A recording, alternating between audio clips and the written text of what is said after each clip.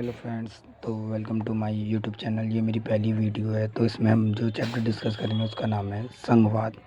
संघवाद ये 10th class का भी चैप्टर है, 11th का भी चैप्टर है और एनआईओएस की पॉलिटिकल साइंस, इसके अलावा एनआईओएस की क्लास 10th में सोशल साइंस में यूज़ होगा। इसके अलावा ग्रेजुएशन प्लस गवर्नमेंट जॉब की जो भी तैयारी करें उन सभी में ये यूज़ होगा।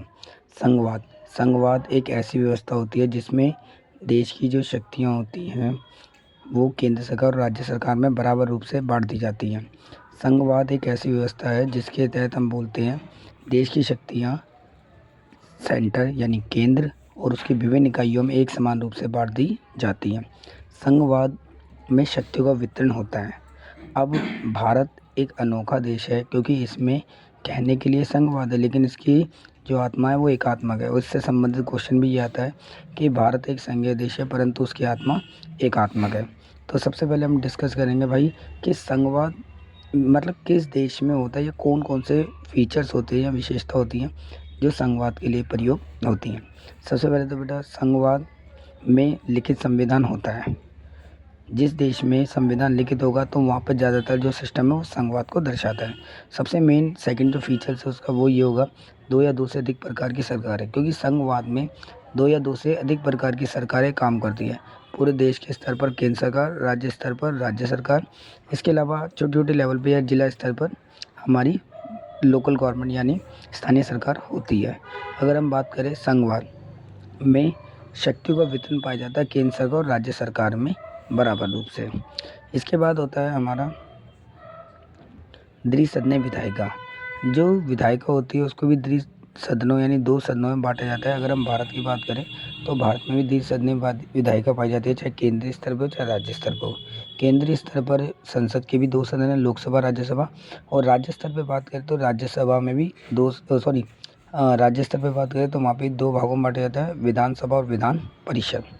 अब आता है इसके बाद संघवाद में स्पष्ट रूप से शक्तियों का बंटवारा होता है। यहाँ पे कोई भी कानून बनेगा तो यहाँ पे दोनों सरकारों की मंजूरी होगी। जैसे कोई भी कानून अगर केंद्र सरकार कहे बना दो, राज्य सरकार कहे नहीं, तो वो नहीं होगा। तो इस प्रकार हम कह सकते हैं यहाँ पर लचीला संविधान ना होकर यहाँ पे कठोर संविधान को अधिक प्रमुखता दी जाएगी।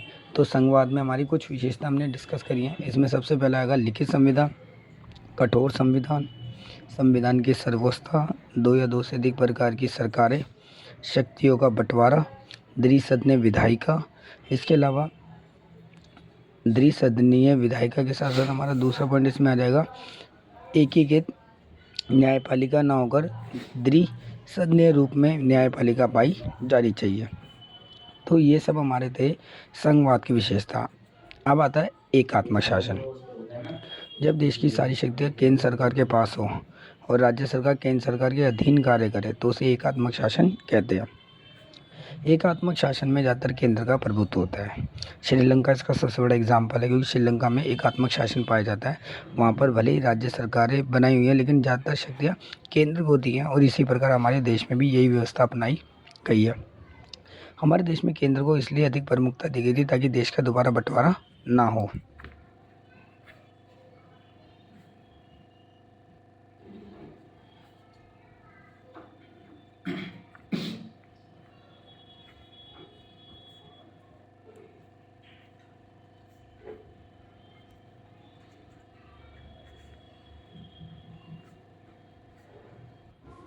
इसलिए तो संविधान निर्माताओं ने हमारे देश में एकात्मक शासन को विशेष प्रमुखता दी थी।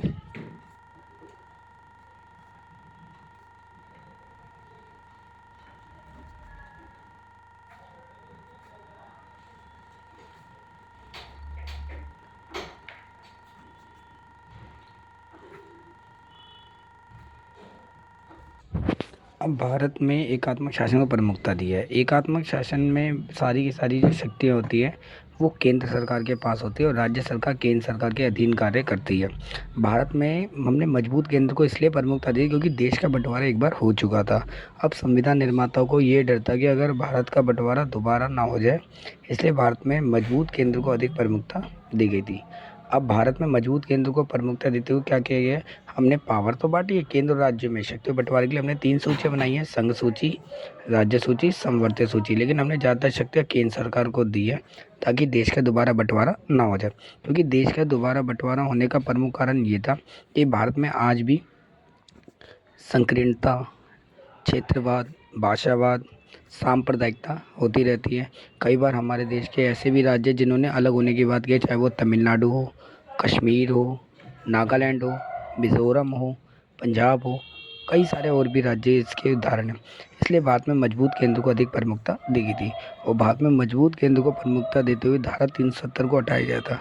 यदि कभी भी भारत में मजबूत केंद्र नहीं होता तो कभी भी धारा 370 नहीं हटती और भारत में वही पुराने रूप से जो शासन था वो चलता रहता। तो इस प्रकार हम कह सकते हैं कि जो संघ एकात्मक शासन होता है उसमें ज़्यादातर शक्तियाँ केंद्र के पास होती है। दूसरा पॉइंट इसमें आएगा हमारा, संविधान में लचीला संविधान होगा बेटा, मतलब एक तरीके से संशोधन करना बहुत ही आसान होगा। अब भारत में भी कुछ प्रावधान ऐसे हैं जिसमें संशोधन करना आसान है, इसलिए तो भारत के बारे में कहा जाता है भारत का संविधान लचीला और कठोर का मिश्रण है। तीसरा पॉइंट हमारा आएगा एकल नागरिकता। भारत में जहाँ पे संघवाद होता है वहाँ पे दोहरी नागरिकता होती है, लेकिन भारत एक अकेला ऐसा देश है जहाँ पर एकल नागरिकता का सिद्धांत है। एकल नागरिकता का मतलब ये है कि हमारे देश के संविधान निर्माताओं ने ये बात सोची थी कि भारत में अगर दोहरी नागरिकता दी गई, यानी एक पूरे देश की और एक राज्य की, तो इससे क्या होगा, भारत के लोगों के मन में थोड़ी बहुत संकीर्णता आ सकती है। सब लोग कहने लग जाते हैं I am a Dalit, I am a Tamilnadu, I am a Punjabi, etcetera जो भी है। तो इसलिए सभी से एक ही बात की, ना तो भाई आप हिंदू हो ना मुस्लिम हो, सीधा आप भारतीय हो, जो एक चीज़ है लोगों को देशभक्ति या राष्ट्रभक्ति से जोड़ने का काम करती है। तो इस प्रकार एकात्मक जो शासन है उसमें पूर्ण रूप से केंद्र को प्रमुखता दी जाती है और केंद्र सरकार चाहे तो किसी भी राज्य के नाम नाम में परिवर्तन, सीमा में परिवर्तन कर सकते हैं। अब इसके बाद आता है हमारा शक्तियों का बंटवारा।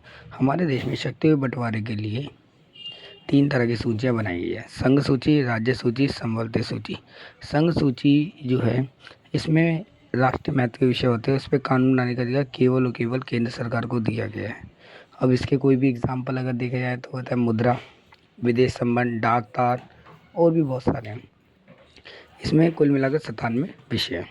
दूसरा होता है राज्य सूची। राज्य सूची में कुल 66 विषय हैं और उस पर कानून बनाने का अधिकार राज्य सरकार को, लेकिन विशेष परिस्थितियों में इस पर कानून केंद्र सरकार बना सकते हैं। कहने का अर्थ है कि यदि राज्यसभा 2/3 बहुमत से प्रस्ताव पास कर दे कि भाई राज्य सूची में दिए गए विषय पर कानून बनाना जरूरी है, तो उस पर संसद कानून बना सकती है। और तीसरा बेटा आता है हमारा समवर्ती सूची, जिस पर दोनों कानून बना सकते हैं, लेकिन केंद्र के कानून को अधिक प्रमुखता दी जाएगी। 8 मिनट हो जाए तो बता दें। 8 टोटल।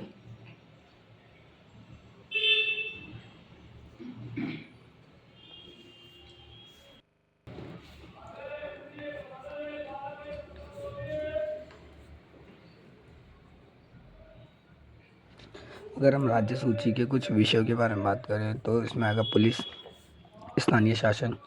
लेकिन स्थानीय शासन अगर राज्य सरकार चाहे तो अनुच्छेद 243 के तहत वो स्थानीय सरकार को इस पर 29 विषय पर कानून बनाने का अधिकार दे सकती है। और समवर्ती सूची के विषय की बात करें तो इस पर आता है विवाह, तलाक, गोद लेना, एक्सेट्रा ये। अब इसके बाद बेटा आता है हमारी 3 सूचियों के अलावा भी कुछ जो विषय थे वो रह गए थे, तो इसके लिए अवशिष्ट शक्तियाँ बनाई गई हैं और अवशिष्ट शक्तियों पर कानून बनाने का अधिकार सीधा और सीधा केंद्र सरकार को दिया गया है। अब इसके बाद बेटा हमारा जो सबसे इम्पोर्टेंट पॉइंट है 73वां 74वां संविधान संशोधन। 73वां 74वां संविधान संशोधन हमारे देश में 1992 में किया गया था और 1993 में पास किया गया था। ये हमारे देश में विकेंद्रीकरण के लिए सबसे ज़्यादा प्रमुख होता है और PRI यानी पंचायती राज इंस्टीट्यूशन के लिए सबसे महत्वपूर्ण माना जाता है।